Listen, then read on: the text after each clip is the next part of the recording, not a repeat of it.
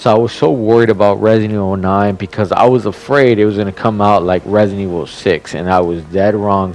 If it would have came out like the remakes, I would have been okay with it, but they went ahead and delivered such a different game.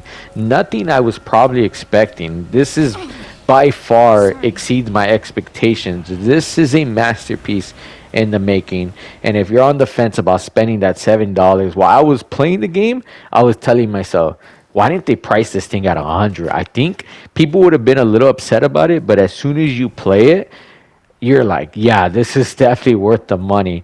They went ahead and took a more Silent Hill approach, which is like, that's kind of what I want. I want a real survivor horror, and by far, this game is scary. I'm over here with my jaw open, looking at what I'm looking at. I'm like, man. They even ask your age in the beginning, which I felt a little sus. But hey, I guess it's for the gore. This is not for kids. Even though, yeah, we used to play these games as kids, but this is something different. They went ahead and added a new element where you could play as first person or you could play as third person, which I think was pretty cool. They even say the first person is to grasp the horror in it, which it definitely does. But more of a classic Resident Evil fan, so I gotta go with that third person. Uh, I did notice that the enemy seems to learn from the things that you do, which I've never experienced before.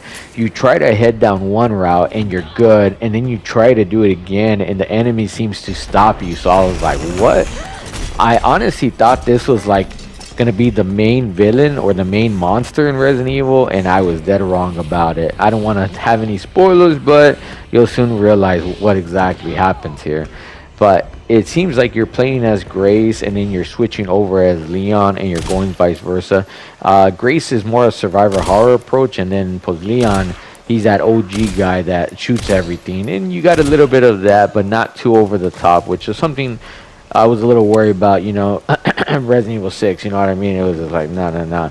And I even got a Metal Gear Solid vibe where they're kind of having a cutscene maybe about every 10 minutes, which I'm okay with because they're not too long and they add to the story.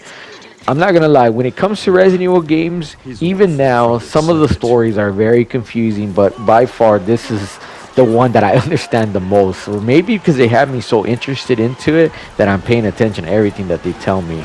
But I gotta tell you, if you were on the fence about getting Resident Evil 9, man, you definitely gotta pick this up. But good luck finding it at the stores. I went ahead and went the digital route, but physical, I could not find that anywhere, man. So good luck with that one, okay? But yeah, man, if you're playing Resident Evil Live like I am, let me know down in the comments below how you're feeling. This is definitely a good pickup.